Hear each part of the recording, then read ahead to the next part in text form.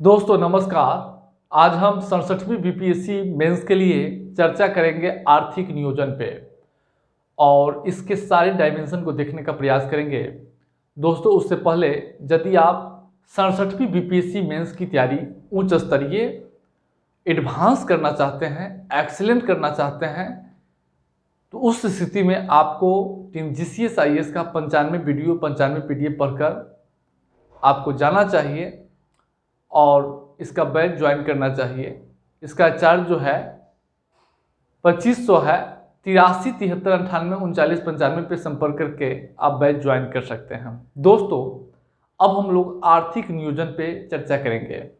तो सबसे पहले आर्थिक नियोजन क्या होता है यह जानना जरूरी है। सबसे पहले भूमिका, कैसे भूमिका लिखेंगे, क्योंकि आर्थिक नियोजन से या नियोजन से रिलेटेड कोई क्वेश्चन आ जाएगा तो पहला लाइन तो भूमिका ही लिखाएगा ना। तो भूमिका कैसे लिखना है पहले यह जानिएगा। आर्थिक नियोजन का तात्पर्य संगठित आर्थिक प्रयास से है, जिसमें एक निश्चित अवधि के लिए एक निश्चित अवधि में सामाजिक आर्थिक विकास के लिए लक्ष्य निर्धारित किए जाते हैं। और फिर जो है उत्पादक संगठनों को या संसाधनों का कुशल आवंटन किया जाता है। एक बार और सुनना है। आर्थिक नियोजन का तात्पर्य संगठित आर्थिक प्रयास से है, जिसमें एक निश्चित अवधि में सामाजिक आर्थिक विकास के लिए लक्ष्य निर्धारित किए जाते हैं और इसकी प्राप्ति के लिए संसाधनों का कुशल आवंटन किया जाता है। बस परिभाषा में कहीं कोई लाग लपेट नहीं है, पीडीएफ में है, देख सकते हैं। अब है भारत में आर्थिक नियोजन की शुरुआत कैसे हुई। देखिए हम ज़्यादा पैक नहीं जाएंगे, मोटे तौर पे हम यहाँ पर चर्चा करेंगे, क्योंकि मेंस में ये प्रीलिम फैक्ट है। तो सबसे पहले आप जानना जरूरी है कि भारत में नियोजन की शुरुआत कैसे हुई। देखिए नियोजन की शुरुआत स्वतंत्रता काल में ही जो है कांग्रेस के विभिन्न अधिवेशन में इसको लेकर जो है चर्चा शुरू हो गई थी और जवाहरलाल नेहरू के अध्यक्षता में राष्ट्रीय नियोजन समिति का भी गठन किया गया था। तो 1934 में प्रख्यात इंजीनियर विश्वेश्वरैया जो है प्लान्ड इकोनॉमिक ऑफ इंडिया में नियोजन की रूपरेखा प्रस्तुत किया था। 1934 के बाद देखेंगे तो 1944 में गांधीवादी योजना प्रस्तुत किया गया था और फिर 1944 में ही बॉम्बे के 8 उद्योगपतियों द्वारा बॉम्बे प्लान का सुझाव दिया था। उसके बाद 1950 में जयप्रकाश नारायण द्वारा जेपी द्वारा सर्वोदय योजना प्रस्तुत की गई थी। फिर जो है 1950 में ही योजना आयोग का गठन किया गया था 15 मार्च 1950 में और 6 अगस्त 1952 को राष्ट्रीय विकास परिषद का गठन किया गया था। तो यह योजनाओं के विकास की प्रारंभिक रूपरेखा आप देख लिए हैं। अब हम लोग चर्चा को आगे बढ़ाएंगे। नियोजन समझ लिए हैं। देखिए नियोजन आप जानते हैं, नियोजन क्या होता है। जिस तरीके से आपको योजना बनाते हैं। अब मान लीजिए किसी भी परिवार में योजना बनाया जाता है कि कितना पैसा कपड़ा पर खर्च किया जाएगा, कितना पैसा खाने पर खर्च किया जाएगा, कितना पैसा बचत करना है, कितना जमीन खरीदने पर, कितना मकान बनाने पर, कितना शिक्षा पे, कितना जो है बीमारी पे। तो एक प्रकार से जो योजना बनाया जाता है यही योजना जो है नियोजन है। एक सोच विचार कर आप कोई योजना बनाते हैं, आप फिर उसको जो है क्या करते हैं, उसको प्राप्ति करने के लिए प्रयास करते हैं, फिर उसके लिए धन जो है पैसा अलग अलग मद में रखते हैं।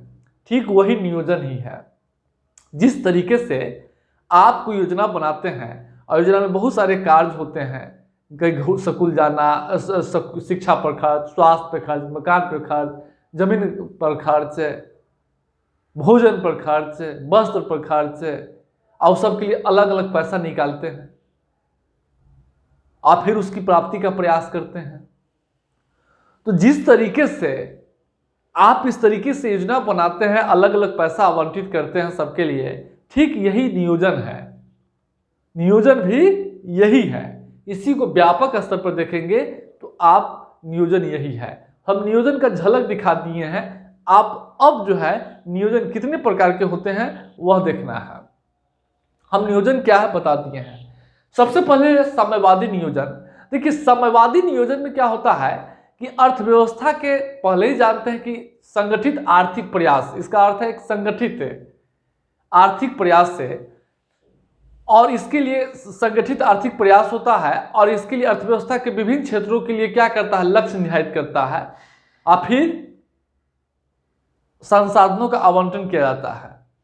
तो साम्यवादी नियोजन में क्या होता है कि अर्थव्यवस्था के विभिन्न क्षेत्रों के लिए जो योजना बनाया जाता है, लक्ष्य निर्धारित किया जाता है, संसाधनों का आवंटन किया जाता है, वह बिल्कुल केंद्रीय स्तर पर सरकार के अंतर्गत ही किया जाता है। केंद्रीय स्तर पर, निचले स्तर की कोई भूमिका नहीं होती है। राष्ट्रीय स्तर पर यह काम होता है। इसमें निजी क्षेत्र या लोगों से कोई राय विचार नहीं ली जाती है। एक दो मिलकर, 4-5 लोग मिलकर जो है इस तरह की योजना बनाते हैं। ये साम्यवादी देशों में है, जैसा कि चीन और रूस में।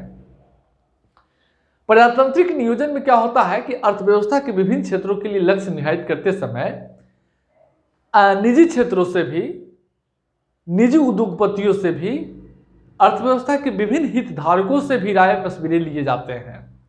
प्रजातांत्रिक में निर्देशात्मक नियोजन में क्या होता है कि निर्देशात्मक नियोजन में अर्थव्यवस्था के सभी क्षेत्रों में के लिए एक जो है लक्ष्य निर्धारित कर दिए जाते हैं, निर्देश दे दिए जाते हैं उन क्षेत्रों में भी जिसमें सरकार के नियंत्रण में नहीं। जैसे कृषि किसान उपजाता है, लेकिन सरकार ही क्या करेगी कि कृषि के विकास के लिए लक्ष्य निर्धारित कर देती है। जो सरकार के अंतर्गत रहता है वो तो रहेगा ही, जो सरकार के अंतर्गत क्षेत्र नहीं है उसके लिए भी सरकार जो है लक्ष्य निर्धारित करता है। निर्देशात्मक नियोजन में यही होती है। आदेशात्मक नियोजन में अनिवार्यता का अंश रहता है। निर्देश देना और आदेश देना दोनों में अंतर है। आदेशात्मक नियोजन में क्या होता है, अनिवार्यता का अंश होता है। उसके बाद क्षेत्रीय नियोजन है। क्षेत्रीय नियोजन में क्या होता है, अर्थव्यवस्था के किसी विशिष्ट क्षेत्र, यानी मान लीजिए अर्थव्यवस्था के किसी विशिष्ट क्षेत्र, यानी सूती वस्त्र ले लीजिए, सूती वस्त्र उद्योग, या कृषि ले लीजिए। अर्थव्यवस्था किसी विशिष्ट क्षेत्र या किसी विशिष्ट भाग, यानी कोई राज्य या कोई छोटा सा स्थान। मान लीजिए क्षेत्रीय नियोजन में क्या होगा कि एक तो दो स्तर पर जो है इसको समझना है। एक तो क्या होगा, अर्थव्यवस्था के किसी निश्चित क्षेत्र, मान लीजिए गरीबी दूर करना है, रोजगार के लिए प्रयास करना है, या ग्रामीण विकास के लिए काम करना है, तो एक निश्चित क्षेत्र हो गया। एक निश्चित अर्थव्यवस्था के एक निश्चित भाग, यानी उसको कह सकते हैं कोई एक स्थान, पोजीशन, जैसे बिहार हो गया, छत्तीसगढ़ हो गया, या बिहार के कोई डिस्ट्रिक्ट हो गया, प्रॉपर डिस्ट्रिक्ट हो गया, तो उसके विकास के लिए योजना का निर्माण किया जाता है, उसके लक्ष्य निर्धारित किया जाता है, उसके संसाधनों का आवंटन किया जाता है, तो वह क्षेत्रीय नियोजन कहलाता है। क्षेत्रीय नियोजन में जो है छोटे छोटे स्तरों पे, स्थानीय स्तर पर योजना का निर्माण किया जाता है, बनाया जाता है, क्रियान्वयन किया जाता है, लक्ष्य निर्धारित किया जाता है। यह स्थिति है। लेकिन अगर आर्थिक राष्ट्रीय नियोजन में देखेंगे तो संपूर्ण राष्ट्र के लिए, क्षेत्रीय माने किसी क्षेत्र के लिए, और क्षेत्र में भी अर्थव्यवस्था के किसी भाग तक, किसी क्षेत्र तक, तो यह स्थिति है। तो क्षेत्रीय नियोजन आप समझ गए हैं। उसके बाद केंद्रीकृत नियोजन जो है, केंद्रीकृत नियोजन वही होता है जो केंद्रीय स्तर पर सारी योजना का निर्माण किया जाता है। समझ रहे हैं।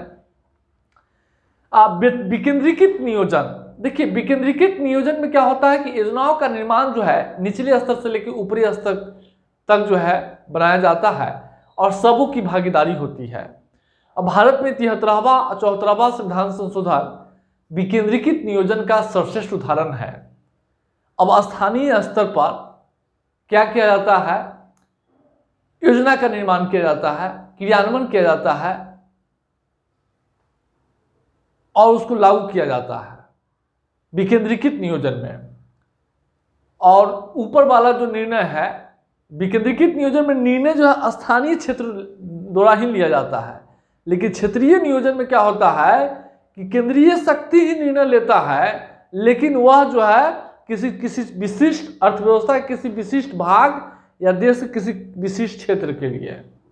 अंतर आप समझ गए होंगे। क्षेत्रीय नियोजन में यानी पर्वतीय क्षेत्र का विकास कार्यक्रम, यानी जम्मू कश्मीर या लद्दाख के विकास के लिए भारत सरकार द्वारा कोई योजना बनाता है, कोई स्कीम बनाता है केवल उस क्षेत्र के लिए, और संपूर्ण राष्ट्र, संपूर्ण जो है लद्दाख के विकास के लिए, लद्दाख के मान लीजिए लद्दाख में गरीबी दूर करना है तो उसके लिए, तो यह क्षेत्रीय नियोजन में हो जाता है।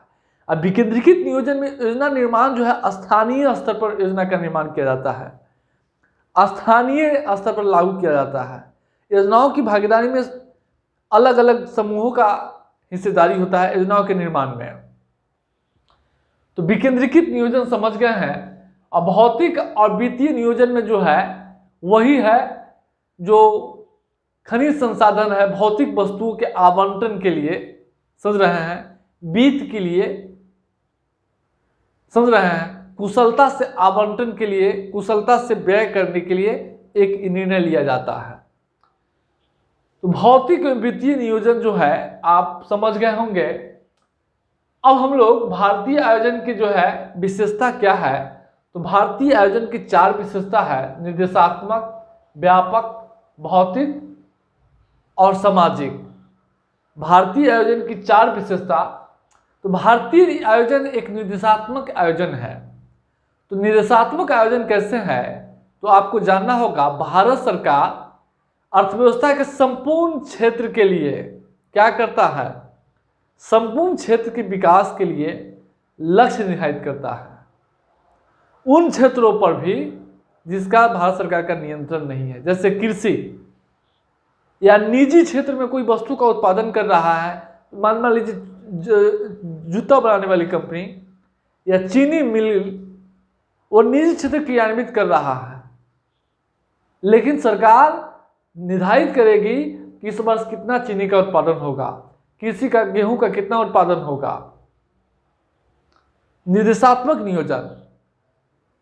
और फिर क्या करता है, लक्ष्य निर्धारित करता है और सरकार इस क्षेत्र के विकास के लिए आवश्यक प्रेरणा, प्रोत्साहन देता है। भारतीय नियोजन एक व्यापक आयोजन है। यूरोपीय कंट्री के जैसा पश्चिमी देशों की तरह जो है क्षेत्र विशेष तक सीमित नहीं है।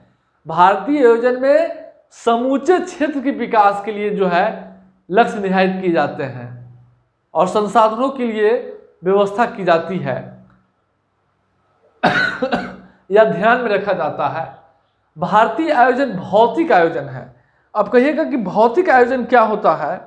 देखिए, भौतिक आयोजन जो होता है, जो खनिज संसाधन है, ऊर्जा संसाधन है, अब जो भौतिक वस्तुएं हैं उसके विकास के लिए भी जो है सरकार द्वारा प्रयास किया जाता है, लक्ष्य निर्धारित किया जाता है। इस बार एल्युमिनियम का उत्पादन कितना होगा, कोयला का उत्पादन कितना होगा, ईंधन का उत्पादन कितना होगा, कितना आयात करना है, सारे के लिए जो है लक्ष्य निर्धारित किए जाते हैं और फिर उसके लिए जो है आवश्यक प्रेरणा और प्रोत्साहन की व्यवस्था की जाती है। भारतीय आयोजन सामाजिक आयोजन है। समाज के सभी वर्गों के लिए इसमें जो है सभी वर्गों के हितों को ध्यान रखा जाता है। जमींदार हो, पूंजीपति हो, बड़े उद्योगपति हो, जो कमजोर वर्ग है, सबके उत्थान के लिए जो है भारतीय आयोजन में जो है प्रयास किए जाते हैं। अब गरीबी निवारण के लिए लक्ष्य, इस साल इतना, इस 5 साल में, इस पंचवर्ष में इतना गरीबी में कमी करना है, गरीबी में इतना कमी करना है। जो उद्योगपति है तो वस्तुओं का उत्पादन कितना होगा, जमींदार है तो उसके हितों के लिए भी प्रयास। तो अर्थव्यवस्था में सामाजिक स्तर पर सभी वर्गों के लिए भारतीय आयोजन में जो है सभी वर्गों के विकास के लिए लक्ष्य निर्धारित किए जाते हैं, फिर उसके निर्माण के लिए अलग अलग योजना बनाई जाती है, फिर उसको क्रियान्वयन किया जाता है। तो भारतीय आयोजन एक सामाजिक आयोजन है। अब हम लोग भारत में आयोजन के क्या लक्ष्य है, तो भारत में आयोजन के जो है कई लक्ष्य है। सबसे पहले आर्थिक समृद्धि और आर्थिक विकास को तेज करना। देखिए, आर्थिक समृद्धि और आर्थिक विकास से सब चीज़ प्राप्त होती है, इसलिए हम पहले बोले हैं। आर्थिक समृद्धि जब होता है तो आर्थिक समृद्धि क्या होगा, आर्थिक समृद्धि से अर्थव्यवस्था के संपूर्ण क्षेत्रों का क्या होता है, विकास होता है। संपूर्ण क्षेत्रों का उत्पादन बढ़ता है। संपूर्ण क्षेत्रों का उत्पादन बढ़ेगा तो अधिक से अधिक लोगों को आय रोजगार मिलेगा, राष्ट्रीय आय का आकार बड़ा होगा, लोगों की आय बढ़ेगी तो क्या होगा, आधुनिकीकरण को भी बढ़ावा मिलेगा, समावेशी विकास को भी बढ़ावा मिलेगा, सामाजिक गरीबी निवारण भी होगा, निवेश और पूंजी को भी बढ़ावा मिलेगा और देख रहे हैं आत्मनिर्भरता की भी प्राप्ति होगी। आर्थिक समृद्धि से ही सब चीज़ हो जाता है। अब कहिए कैसे होता है, तो हम आपको बताते हैं। चलिए मान लीजिए आर्थिक समृद्धि का अर्थ पहले जानना होगा। आर्थिक समृद्धि में क्या होता है कि वस्तु और सेवाओं का उत्पादन जो है अधिक होता है। वस्तु और सेवाओं का उत्पादन होगा तो उस उत्पादन करने वाले दो लोग होंगे, ये सरकार भी होगा और निजी क्षेत्र भी होता है।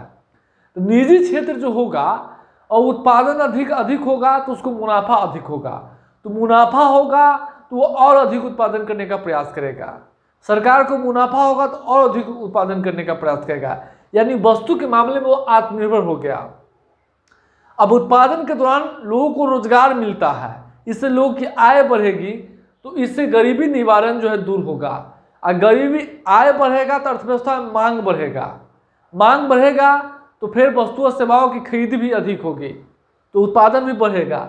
इस दौरान अर्थव्यवस्था के सभी वस्तुओं का उत्पादन होगा तो क्या होगा, अब जो है अलग अलग क्षेत्र सरकार भी व्यापार करती है, कंपनी चला रही है, तो अब सरकार के पास टैक्स से उत्पादन अधिक होगा तो सरकार के पास टैक्स से अधिक पैसा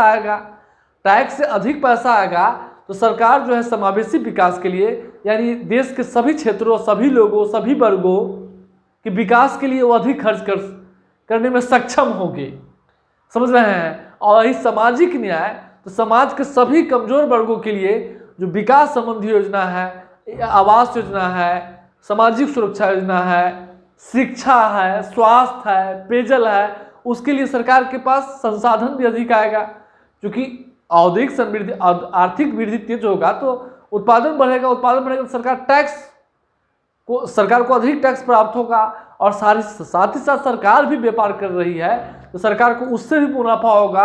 ये सारे पैसे मिलकर सामाजिक आर्थिक विकास के लिए खर्च किए जाएंगे और पूर्ण रोजगार की प्राप्ति होगी। तो ये भारतीय आयोजन में सारे लक्ष्य निर्धारित किए गए हैं। आप समझ गए होंगे कि कैसे जो है निवेश और पूंजी निर्माण। अब देखिए, मान लीजिए किसी कंपनी को अगर उसका उत्पादन अधिक होता है, उसको अधिक मुनाफा होता है तो और निवेश करने के लिए प्रोत्साहित होगा और बचत होगा, अर्थव्यवस्था में बचत प्रोत्साहित होगा, क्योंकि रोजगार मिलेगा, लोग की आय बढ़ेगी, तो आय बढ़ेगा तो आय का कुछ भाग तो बचत करेगा ना। वही बचत क्या करता है, LIC या जमा करता, बैंकों में जमा करता है, वही जमा आगे चलकर पूंजी निर्माण जो है करता है। तो आप जो है आर्थिक आयोजन के लक्ष्य में आत्मनिर्भरता, आधुनिकीकरण, पूर्ण रोजगार, आर्थिक समृद्धि, समावेशी विकास, गरीबी निवारण, निवेश और पूंजी का लक्ष्य जो है निर्धारित किया गया था। अब भारत में आयोजन क्यों अपनाया गया था, प्रश्न यह है। तो देखिए, आयोजन अपनाने के 3 ऐसे कारण हैं जो सर्वाधिक महत्वपूर्ण है। बाजार तंत्र की सीमा, सामाजिक न्याय और संसाधनों का कुशल आवंटन। आप लोग नियोजन क्यों अपनाते हैं, योजना बनाकर क्यों कहीं जाते हैं, क्यों खर्च करने के लिए योजना बनाते हैं, क्यों? क्योंकि आपके पास पैसा कम होता होगा। दूसरे का अगर मान लीजिए बिना योजना बनाए अगर चले जाएंगे तो कहीं अधिक खर्च होगा, कहीं कम खर्च होगा, कुछ क्षेत्र की पूर्ति नहीं होगी। दूसरी ओर कि जितनी चीज खरीदना है उस सब पर ध्यान आप नहीं दे पाएंगे। तो एक योजना बनाया जाता है। तो भारत में योजना नियोजन अपनाने के या आयोजन अपनाने के पीछे कई तर्क है। सबसे पहले बाजार तंत्र। देखिए बाजार व्यवस्था में क्या होता है, भारत में जो है, भारत एक समाजवादी अर्थव्यवस्था वाला देश है, बिल्कुल पूरी तरह पूंजीवादी देश नहीं है। बाजार तंत्र माने पूंजीवाद। पूंजीवाद में निजी क्षेत्र जो है, पूंजीवाद में जो है सरकार की भूमिका मुख्यतः कानून व्यवस्था, सामाजिक न्याय, सामाजिक आर्थिक न्याय तक ही सीमित रहती है। सरकार का काम सरकार चलाना होता है, वह व्यापार करना नहीं होता है। पूंजीवाद में क्या करता है कि सारे जो वस्तुओं का उत्पादन होता है, अर्थव्यवस्था में वस्तुओं का जो भी उत्पादन होगा वह मुख्यतः निजी क्षेत्र द्वारा काम किया जाता है। सड़क बन रहा है, पुल पुलिया बन रहा है, सारे निजी क्षेत्र द्वारा किए जाते हैं। सिंचाई परियोजना है, कृषि का विकास है, सब निजी क्षेत्र द्वारा किए जाते हैं। लेकिन अगर भारत जो है 1947 में स्वतंत्र हुआ, स्वतंत्रता के बाद जो है भारतीय अर्थव्यवस्था में क्या हुआ कि एक तो संसाधन सीमित था और दूसरी ओर पूंजी निजी क्षेत्र की जो है सीमाएं होती है, बाजार तंत्र की सीमाएं थी। क्योंकि निजी क्षेत्र जानते ही लाभ के लिए काम करता है। अर्थव्यवस्था के कुछ ऐसे क्षेत्र है जैसे कि सिंचाई है, सड़क है, पुल पुलिया का विकास है या भारी उद्योग का विकास है। तो इस क्षेत्र में जो है अधिक निवेश की आवश्यकता थी और निजी क्षेत्र जो है जल्दी लाभ के लिए काम करता है। और उसके 1950 के आसपास निजी क्षेत्र के पास इतना अधिक संसाधन नहीं था कि वो सिंचाई परियोजनाओं में जो निवेश कर सके, सड़क बनवा सके, पुल पुलिया बनवा सके। जैसा कि अभी देख रहे हैं, अभी निजी क्षेत्र पुल पुलिया का निर्माण कर रहा है, सड़क बना रहा है, सिंचाई परियोजना का निर्माण कर रहा है, देख रहे हैं ना।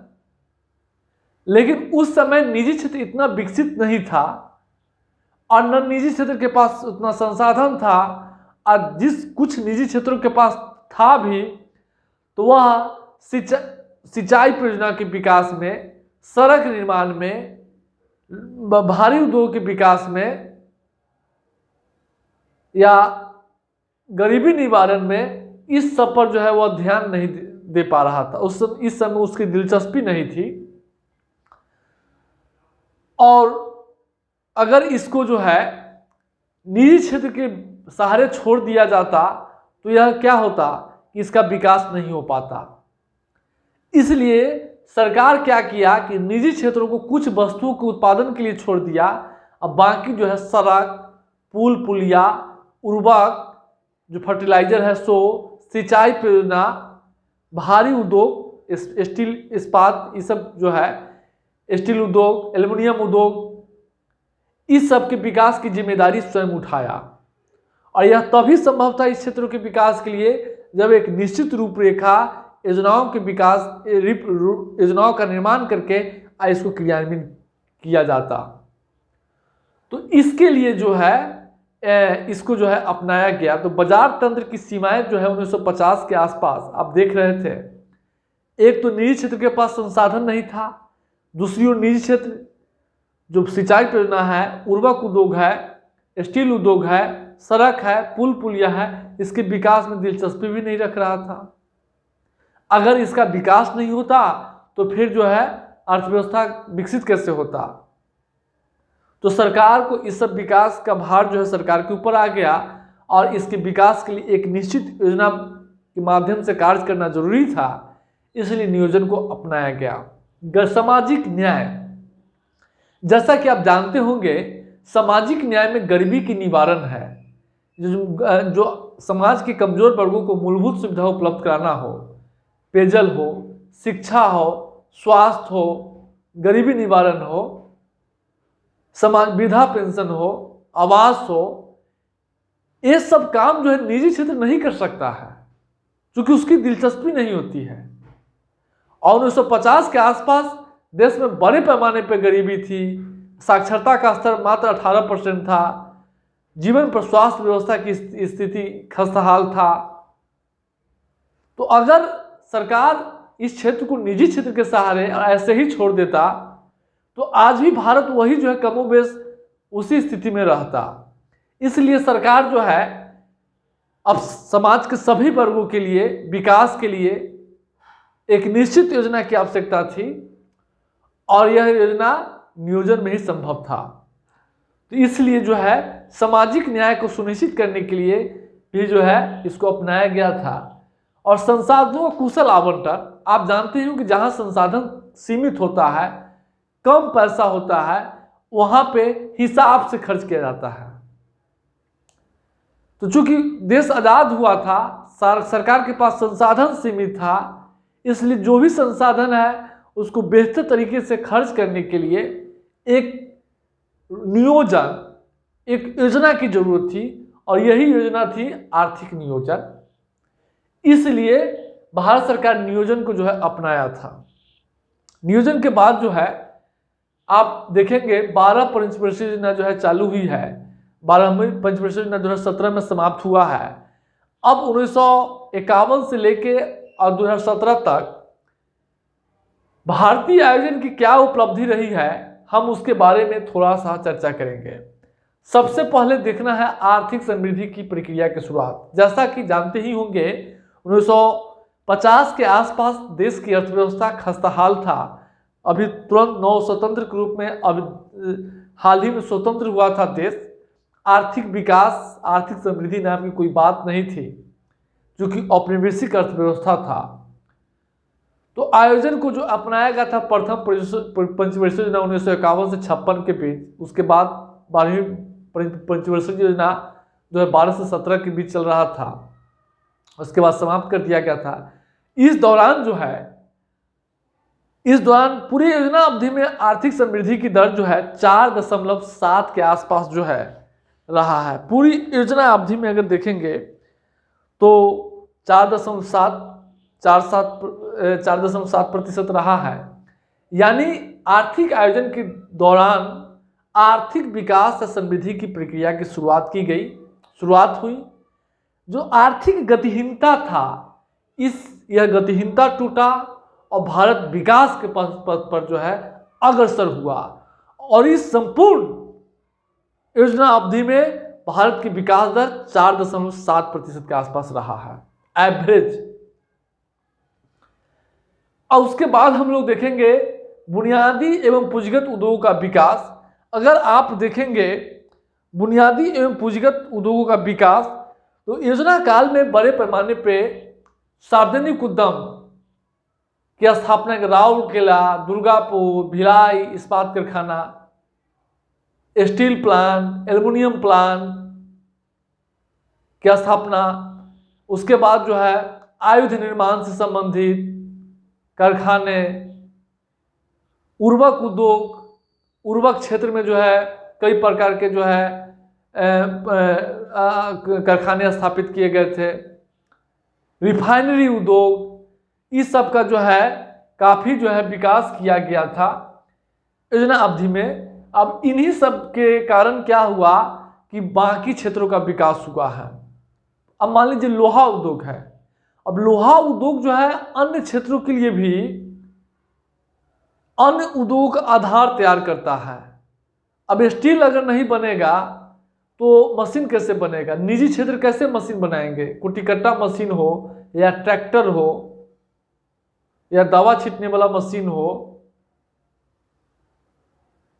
या भारी मतलब और भी वस्तुओं का उत्पादन से संबंधित मशीन हो, तो योजना अवधि में बड़े पैमाने पे एल्युमिनियम उद्योग, स्टील यानी इस्पात उद्योग, उर्वरक उद्योग, इसी तरीके से रिफाइनरी उद्योग की स्थापना करके भारत के जो बुनियादी पूंजीगत आधार था, पूंजीगत उद्योग था, उसका काफी विकास हुआ।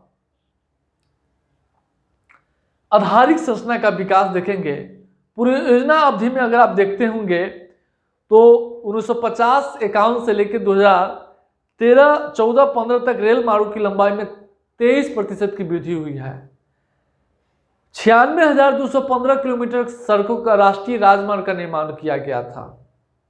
सिंचाई सुविधा देखिएगा, 1950-51 में कुल सिंचाई संभाव्यता मात्र 2.6 करोड़ हेक्टेयर था, और जो 2011-12 में बढ़कर 11.32 करोड़ हेक्टेयर हो गया है।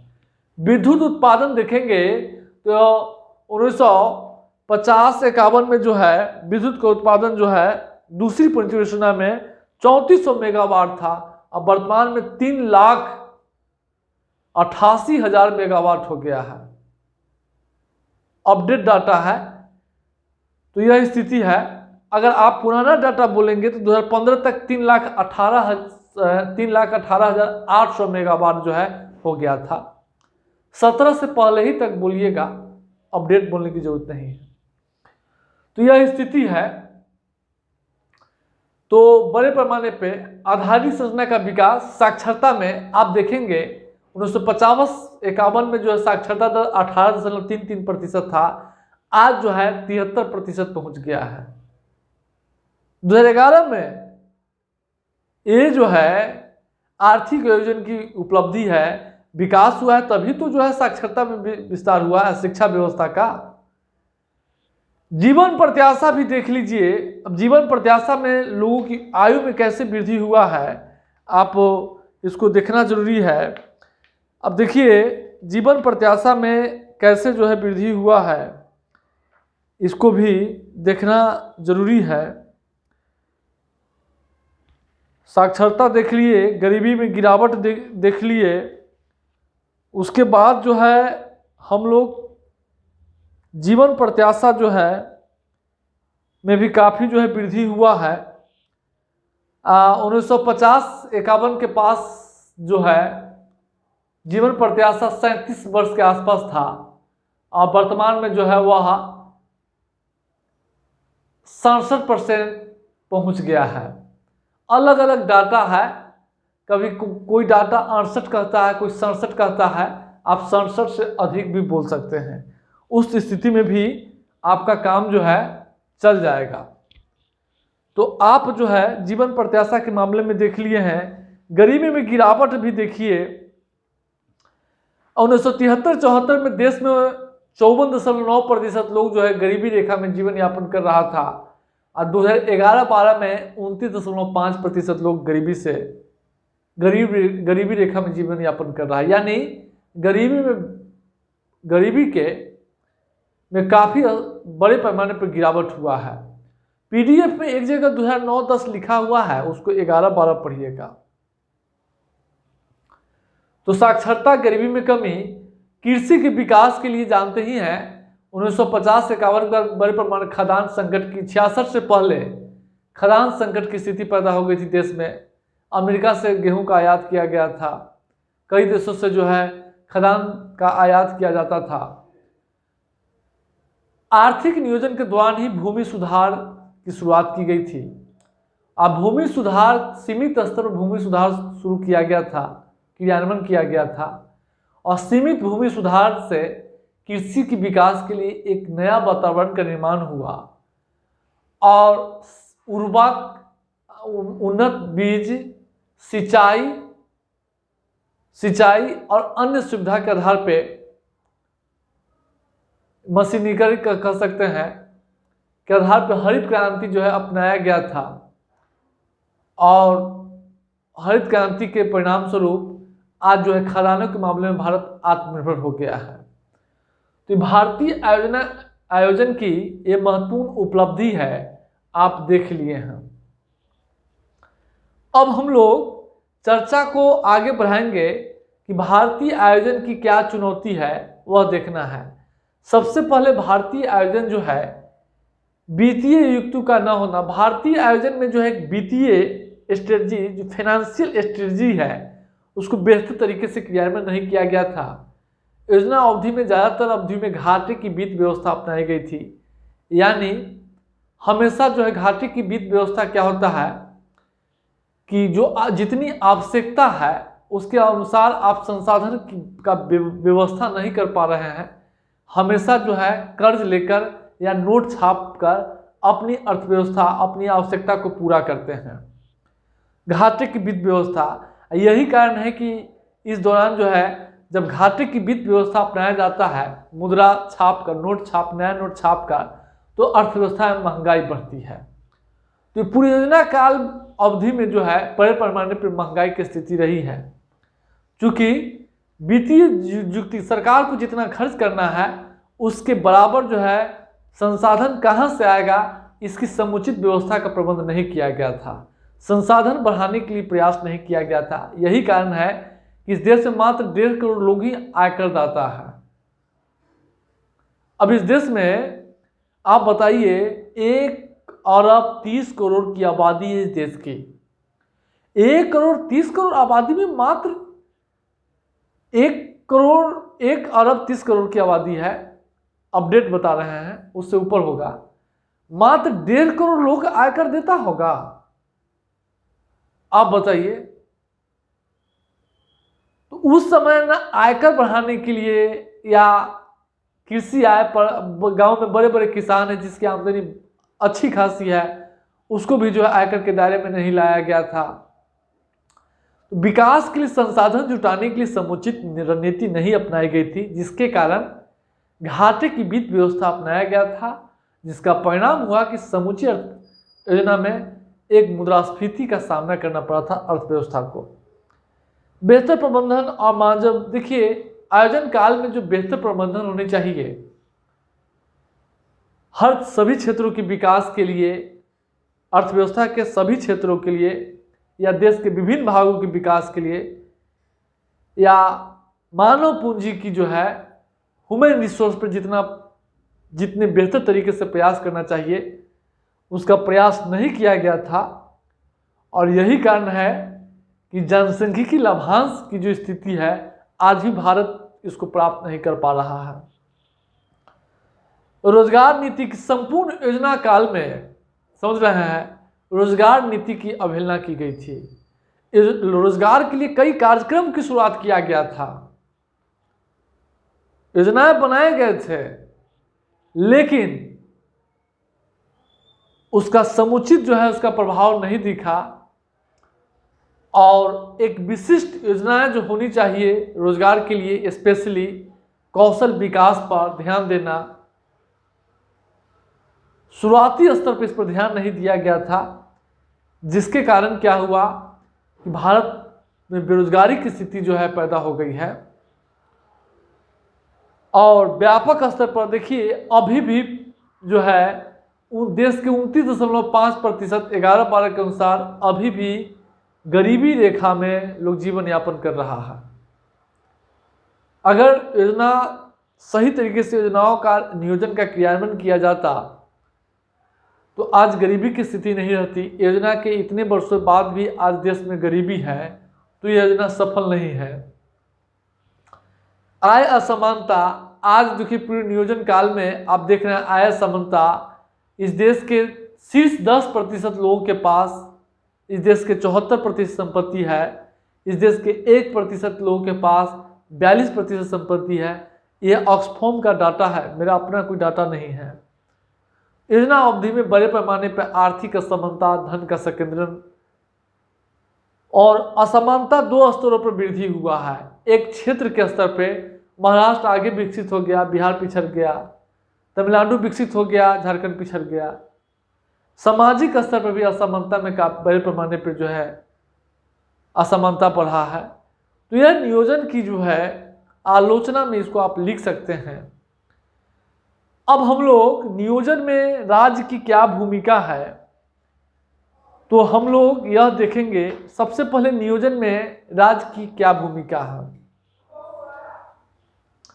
देखिए नियोजन की राज्य की भूमिका नियोजन में है आर्थिक नियोजन के निर्माण करने, क्रियान्वयन करने, लागू करने के लिए सभी क्षेत्रों को जो है अखिल भारतीय स्तर पर सभी क्षेत्रों की समुचित विकास के लिए एक ऑर्गेनाइजेशन की जरूरत होती है, संगठन की जरूरत होती है और यही संगठन राज्य है। और इसके माध्यम से समृद्धिक तेज और संरचनात्मक परिवर्तन, संरचनात्मक अर्थव्यवस्था के अलग अलग क्षेत्रों में विभिन्न बदलाव लाने के लिए, उसके लिए एक राज्य की भूमि जरूरत होती है। क्योंकि निजी क्षेत्र महाराष्ट्र में काम करता है, बिहार में काम, अलग अलग क्षेत्रों में काम करता है, लेकिन कोई ऐसा संगठन होनी चाहिए जो सभी क्षेत्रों के लिए कार्य कर सके, सभी क्षेत्रों के लिए लक्ष्य निर्धारित कर सके, सभी क्षेत्रों के लिए कुछ प्रेरणा रियायत की व्यवस्था कर सके, सभी क्षेत्रों के लिए मार्गदर्शन का काम कर सके, वही राज्य करता है। नियोजन में राज्य की भूमिका, इसके अलावा सामाजिक न्याय। आप जैसा कि जानते ही हैं कि निजी क्षेत्र लाभ की संभावना से काम करता है। अभी जो निजी क्षेत्र वह गरीबी निवारण पे, अब गरीबी निवारण पर वह ध्यान नहीं दे सकता है, वो सिंचाई के लिए प्रयास नहीं करेगा, वह गरीबों की शिक्षा के लिए, उसकी आवास के लिए, उसकी पेयजल के लिए वो काम नहीं कर सकता है, उसकी खाद्यान्न सुरक्षा के लिए, खाद्य सुरक्षा के लिए वो काम नहीं कर सकता है। अब यह काम करने की जो है, यह काम किसको करना है? जब निजी क्षेत्र नहीं करेगा तो राज करेगा ना। तो सामाजिक न्याय को स्थापित करने के लिए भी राज्य की भूमिका को स्वीकार की जाती है। राज्य क्या करता है कि शिक्षा, स्वास्थ्य, खाद्य, पेयजल, सामाजिक सुरक्षा का प्रबंध करता है, इसके माध्यम से गरीबी का निवारण करता है। अब हम लोग भारतीय नियोजन का बदलता परिप्रेक्ष्य। अब देखिए नियोजन का बदलता परिप्रेक्ष्य में क्या है। पिछले कुछ समय से भारतीय नियोजन जो है कि ढांचा में बदलाव आया है। अब 1991 में क्या हुआ था कि उदारीकरण, निजीकरण और वैश्वीकरण की नीति अपनाई गई थी। इस नीति के बाद एक नई विश्व व्यवस्था का उदय हुआ है। पूरे विश्व में कई घटना 1991 के आसपास हुआ है। भारत संरचनात्मक दबाव के कारण जो बहुपक्षीय संस्थान है, विश्व बैंक, IMF, या घरेलू आर्थिक संकट के दबाव में भारत LPG की नीति अपनाया है, यानी उदारीकरण, निजीकरण और वैश्वीकरण की नीति। इस वैश्वीकरण की नीति में क्या हुआ है कि निजी क्षेत्र की भूमिका को और अधिक बढ़ावा दिया जा रहा है। जो सरकार की जो मुख्य भूमिका है, कानून व्यवस्था, सामाजिक न्याय स्थापित करना, इस अपनी भूमिका यहीं तक सीमित रखना चाह रही है। बाकी क्षेत्र को निजी क्षेत्र के लिए खोलते जा रही है। अभी देखिए रक्षा क्षेत्र भी खोल दिया है, अलग अलग संपूर्ण अर्थव्यवस्था को खोल रही है। अब रेलवे में भी निजी क्षेत्र की भागीदारी हो गई है। सिंचाई परियोजना का विकास कर रहा है, सड़क, पुल, पुलिया सब निजी क्षेत्र विकास कर रहा है। तो आखिर सरकार ऐसा क्यों करने जा रही है? तो इसके पीछे रीजन है कि नियोजन में कुछ सीमाएं थी। सबसे पहले सीमाएं क्या है कि नियोजन में क्या हुआ है कि जो आर्थिक अंदाजा होता है, जो नियोजन में जानते ही है कि सरकार क्या करता है, अर्थव्यवस्था के संपूर्ण क्षेत्रों के लिए लक्ष्य निर्धारित करता है, निर्णय लेता है, लेकिन संपूर्ण अर्थव्यवस्था के लिए निर्णय लेता है, लेकिन उस निर्णय का प्रभाव क्या होगा सरकार को इसका अंदाजा नहीं रहता है। जब योजना बीच में जाती है, क्रियान्वयन के बीच में रहता है, तो उसके लाभ गुण दिखने लगते हैं। तो इसमें क्या होता है, इस अंदाजा नहीं होने के कारण क्या होता है, कोई क्षेत्र अधिक विकसित हो जाता है और कोई क्षेत्र कम विकसित होता है। किसी वस्तु का अधिक उत्पादन हो जाता है, किसी वस्तु का कम उत्पादन होता है। इससे असंतुलित विकास को बढ़ावा मिलता है। जैसा कि भारत में देखे हैं, कर्नाटक बहुत डेवलप, झारखंड पिछड़ा, बिहार पिछड़ा, देख रहे हैं ना। किसी वस्तु का, अब मान लीजिए हम लोग चीनी उद्योग को ले लीजिए। चीनी उद्योग चूंकि चीनी उद्योग जो है भारत बहुत विकसित है। मेडिकल उपकरण, इलेक्ट्रॉनिक उद्योग, लोहा उद्योग जो है लोहा इस्पात उद्योग आप लोहा का निर्यात करते हैं। इलेक्ट्रॉनिक वस्तुओं का फोन जो है अब तो निर्माण होने लगा है, फोन है या अलग अलग सेंसर है, कैमरा है, एलईडी बल्ब है, टीवी है, फ्रिज है, वॉशिंग मशीन है, मेडिकल उपकरण है, फोटोस्टेट मशीन है, आप इसका आयात करते हैं।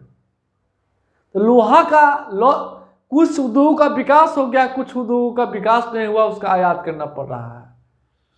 गेहूं चावल के मामले में आत्मनिर्भर हो गए, तिलहन दलहन का आप आयात कर रहे हैं, तो असंतुलन हुआ है ना।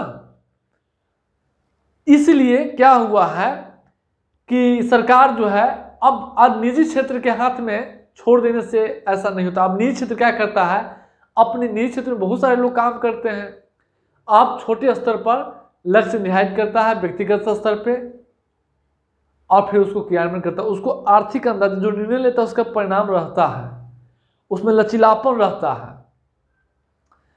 अब जो है एक बार योजना का निर्माण कर दिए तो उसमें आप फेरबदल नहीं कर सकते हैं। फेरबदल करेंगे तो फिर उसके संसाधन आवंटन के लिए अब सब में जो है बदलाव करना होगा। लेकिन निजी क्षेत्र में क्या होता है कि ऐसा कुछ नहीं है, लचीलापन होता है। मानकीकरण देखिए, अधिक मानकीकरण निजी नियोजन में क्या होता है, निजी क्षेत्र उतना प्रोत्साहित नहीं हो पाता है। निजी क्षेत्र नियोजन में क्या होता है, एक अधिकार रहता है, वस्तु की उत्पादन गुणवत्ता, अर्थव्यवस्था में प्रतिस्पर्धा, जो प्रौद्योगिकी का विकास होना चाहिए, नवाचार का विकास होना चाहिए, वो नहीं कर पाता है, क्योंकि सरकार का सारे क्षेत्रों पर कंट्रोलिंग होता है। इस कंट्रोलिंग से क्या होता है, निजी क्षेत्र को लाभ कम मिलता है, निजी क्षेत्र के लिए बहुत सारे क्षेत्र प्रतिबंधित रहता है, वो उत्साहित होकर काम नहीं कर पाता है, प्रतिस्पर्धा नहीं रहता है। इससे क्या होता है कि एक तो वस्तु की गुणवत्ता भी अच्छी नहीं रहती है, अर्थव्यवस्था में प्रतिस्पर्धा का विकास नहीं हो पाता है, जो टेक्नोलॉजी आनी चाहिए और टेक्नोलॉजी भी नहीं आ पाता है। लेकिन निजी क्षेत्र क्या करता है, वो अपने उत्पाद की गुणवत्ता में सुधार करने के लिए हमेशा रिसर्च एंड डेवलपमेंट करता रहता है, हमेशा उससे प्रतिस्पर्धा और नवाचार का प्रयास करता रहता है, वह अधिक से अधिक उत्पादन बढ़ाने का प्रयास करता है। इससे राष्ट्रीय उत्पादन का आकार भी बढ़ता है, बदलता परिप्रेक्ष्य। उसके बाद नियोजन जो है एक महंगी प्रणाली है। अब नियोजन, आर्थिक नियोजन के दौरान जो है नियोजन से संबंधित लक्ष्य निर्धारित करते समय या आर्थिक निर्णय लेते समय या उसके लिए जो है विभिन्न प्रकार के डाटा इकट्ठा किया जाता है। ये सारे काम प्रशासनिक स्तर पर किए जाते हैं, अधिकारी करते हैं, बड़े बड़े सारे अधिकारी उसमें लगे रहते हैं। ये प्रणाली महंगी हो जाती है और निजी क्षेत्र में ऐसा नहीं है। उसमें जो है डाटा उटा इकट्ठा व्यक्तिगत स्तर पे या कंपनी अपने अपने स्तर से सब इकट्ठा कर लेता है। कई सारे एजेंसी हो जाता है, डाटा जारी करने वाले, डाटा शेयर करने वाले। जैसा कि आप देखते हो अलग अलग रिपोर्ट आता है, अलग अलग गरीबी से संबंधित रिपोर्ट, असमानता से संबंधित रिपोर्ट, ये निजी क्षेत्र द्वारा किए जाते हैं। तो यह स्थिति होती है और नियोजन जो है कम लोकतांत्रिक होता है, क्योंकि आर्थिक निर्णय लेते समय, योजना बनाते समय यह जो है कुछ लोगों के द्वारा जो है जो सर्वोच्च प्रशासनिक ऑफिसर होता है, वरिष्ठ प्रशासनिक ऑफिसर या वरिष्ठ जो है या केंद्रीय मंत्री या प्रधानमंत्री के स्तर पर ये सब काम किए जाते हैं। इसमें जो है राज्य सरकार, स्थानीय निकाय या निजी क्षेत्र इसकी राय में शिविरा पर कम ध्यान दिया जाता है। इससे क्या होता है, ये लोकतांत्रिक कम होता है।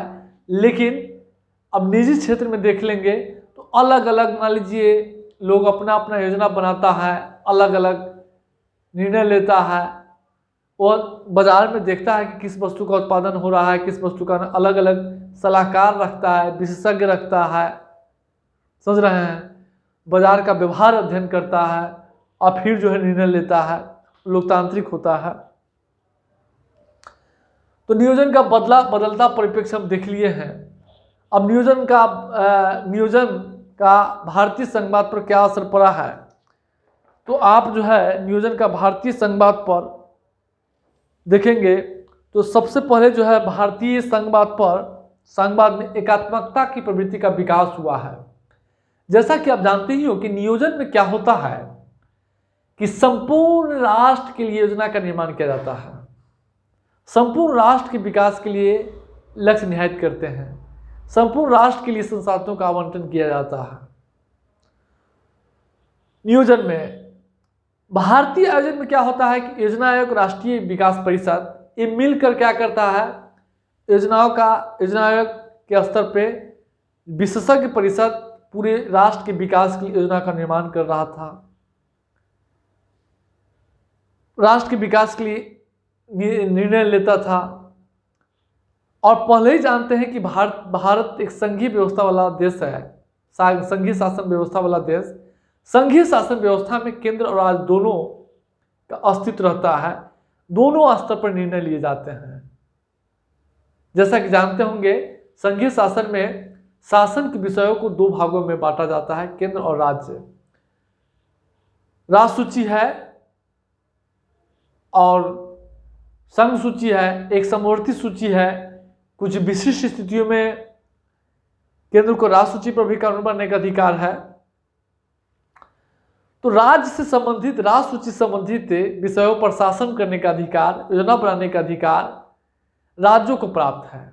संघ सूची, समवर्ती सूची कॉमन है, संघ सूची पर केंद्र को प्राप्त है। जब नियोजन में क्या होता है कि योजना का निर्माण करते समय वो राज सूची पर भी कानून का योजना बना देता है, राज सूची संबंधित योजनाओं का निर्माण करता है, निर्णय ले लिया जाता है। इससे क्या होता है, राज्यों पर जो है जो संघीय शासन व्यवस्था है उस पर एक छाया बन जाता है। और इससे क्या होता है कि नियोजन में केंद्र में जो है एकात्मकता का प्रवृत्ति का विकास हो जाता है। अब एक ही आदमी मिलकर जो है राज्यों की योजना का निर्माण कर रहा है, एकात्मकता है ना, सारे निर्णय जो है केंद्रीय संगठन ले रहा है, योजना आयोग ले रहा है। लेकिन भारतीय संघीय व्यवस्था है, दो जगह निर्णय लिया जाना चाहिए, राज्य में भी केंद्र में भी, लेकिन केंद्र ही ले रहा है। तो एकात्मकता का विकास, राज्य विशिष्ट समस्या का, देखिए हर राज्य की भौगोलिक स्थिति, हर राज्य की जो है भौगोलिक स्थिति और चुनौतियां अलग अलग है। अब योजना आयोग के स्तर पर क्या करता है, सारे विकास के लिए, सारे राज्य के लिए एक समान योजना का निर्माण किया जाता है। लेकिन समस्या तो अलग अलग राज्यों की, सब राज्यों की अलग अलग समस्या है ना। इससे क्या होता है कि राज्य विशिष्ट अलग अलग राज्यों की समस्या छूट जाता है, यानी राज्य विशिष्ट समस्या का नजरअंदाज कर दिया जाता है। नियोजन में राज्यों की जो है संघवाद पर क्या प्रभाव पड़ा है वह देखेंगे। उसके बाद नियोजन में राज्यों की योजना लागू करने वाला एक अभिकरण मात्र बनाया जाता है। राष्ट्रीय स्तर पर योजना बना दिया जाता है, लक्ष्य निर्धारित कर दिया जाता है और राज्यों को दे दिया जाता है क्रियान्वयन करने के लिए। लेकिन संघवाद में क्या होता है कि दो स्तरों पे योजना का निर्माण किया जाएगा, दो स्तरों पर क्रियान्वयन किया जाएगा। लेकिन योजना का निर्माण तो योजना आयोग कर रहा था और राज्य को उसको केवल लागू करना है, जबकि राज्यों को भी योजना बनाने का, लागू करने का अधिकार है। तो यह स्थिति थी। और वित्तीय देखिए पूरी योजना अवधि में केंद्र जो है, राज्य जो है केंद्र पर वित्तीय रूप से बिल्कुल निर्भर हो गया था। आप जैसा कि जानते होंगे केंद्र राज्यों के बीच जो है वित्त के बंटवारा के लिए, संसाधनों के विभाजन के लिए वित्त आयोग का व्यवस्था की गई है। पूरी योजना अवधि में जो है नियम कहता है, संविधान कहता है कि राज्य और केंद्र के बीच जो है जो संसाधनों का आवंटन होगा वित्त आयोग की सिफारिश पे। लेकिन योजना आयोग के दौर में, आयोजन काल में देखेंगे कि पूरे आयोजन काल में 2/3 आवंटन राज्यों को जो है केंद्र के विवेकाधीन अनुदान यानी अनुच्छेद 283 के तहत हुआ है। वित्त आयोग के माध्यम से नहीं हुआ है। योजना अवधि में पूरी तरीके से केंद्र वित्तीय दृष्टि से राज्यों पर निर्भर हो गया था। अब जो है क्या हुआ है कि सरकार वित्त आयोग को, योजना आयोग को हटा के अब वित्त आयोग जो है 41%, 42% हस्तांतरण कर रहा है। पहले कितना होता था देख रहे हैं। नियम पूरी योजना अवधि में क्या हुआ था कि 2/3 हस्तांतरण जो है योजना आयोग के माध्यम से किया गया था और 1/3 वित्त आयोग के माध्यम से किया गया था। केंद्र के जो है विवेक पर निर्भर था किस राज्यों के साथ कौन सा जो है किसे कितना आवंटन देना है। इससे राज्यों की वित्तीय स्वायत्ता भी प्रभावित हो गई थी। पूरी तरीके से राज्य जो है केंद्र पर निर्भर हो गया था और वित्तीय स्वायत्ता ही नहीं, राज्यों के निर्णय भी प्रभावित हो गया था। तो भारतीय संघवाद पर देखिए, भारतीय संघवाद पर नकारात्मक पक्ष है। एक सकारात्मक पक्ष था नियोजन और आयोजन काल में भारतीय सहयोगी संघवाद को बढ़ावा मिला था। राष्ट्रीय विकास परिषद में सभी राज्यों के मुख्यमंत्री को भी स्थान दिया गया था। इससे सहकारी संघवाद की भावना भी जो है मजबूत हुआ है। समझ रहे हैं। क्वेश्चन आ जाएगा, क्या आयोजन अवधि में भारतीय आयोजन जो है भारतीय संघवाद को अंत कर दिया है? तो आलोचना दिखा कर लास्ट में राष्ट्रीय विकास परिषद से जो है आपको खंडन करना होगा। तो यह स्थिति है। अब भारतीय आयोजन का राजनीतिक प्रभाव में कुछ नहीं है, जो बोले हैं वही है। अब थोड़ा सा इसको भी देख लीजिए, राजनीतिक प्रभाव में क्या है। 5-6 पॉइंट है और 5-6 पॉइंट से जो है हो जाएगा। सबसे पहले नियोजन में राजनीति पर क्या प्रभाव हुआ है। देखिए, योजना आयोग राष्ट्रीय विकास परिषद जो है आयोजन काल में योजना आयोग राष्ट्रीय विकास परिषद जो है वह सर्वोच्च जो है निकाय के रूप में काम कर रहा था। सुपर कैबिनेट के रूप में सारे निर्णय जो है इसी संगठन के द्वारा लिए जाते थे। इससे क्या हुआ कि जो संसद और मंत्रिमंडल की जो भूमिका है उसमें गिरावट आया था। जैसा कि जानते ही होंगे कि मंत्रिपरिषद और मंत्रिमंडल पढ़े हैं। भारत सरकार के जो महत्वपूर्ण निर्णय होते हैं वह मंत्रिपरिषद और मंत्रिमंडल द्वारा ही लिए जाते हैं। समझ रहे हैं। मंत्रिपरिषद ही मिलकर निर्णय लेता है। लेकिन योजना काल में देखेंगे तो योजना आयोग और राष्ट्रीय विकास परिषद ही सारे निर्णय लिए जाते थे। सारे निर्णय और उसको जो है योजना आयोग और राष्ट्रीय विकास परिषद द्वारा लिए गए निर्णय को संसद में रखने की कोई ज़रूरत नहीं होती थी। कोई ज़रूरत नहीं होती थी। तो इससे संसद और मंत्रिपरिषद या मंत्रिमंडल की भूमिका में क्या हुआ था, गिरावट आ गया था, ह्रास हो गया था। योजना काल में राजनीतिक प्रभाव केंद्रीकरण की प्रवृत्ति का विकास आप देखेंगे कि और चूंकि सारी योजनाओं का निर्माण जो है केंद्र द्वारा ही लिए जाते थे और इससे केंद्रीकरण की प्रवृत्ति का विकास हुआ और राज्यों की जो स्वायत्तता थी उस पर एक छाया बन गया था। राज्यों की स्वायत्तता का भी जो है कमजोर हुई थी। अगला पॉइंट हम लोग देखेंगे वित्त आयोग की। जैसा कि पहले ही बोले हैं कि वित्त आयोग की भूमिका में गिरावट आया था और राज्यों की स्वायत्तता पर असर, ये तो हम बता ही दिए हैं कई बार। संघवाद का भी प्रभाव है उसमें बता ही दिए हैं। तो आप जो है इसको भी लिख लीजिएगा और इसी के साथ हम जो है क्षेत्रीय असंतुलन पे कल चर्चा करेंगे।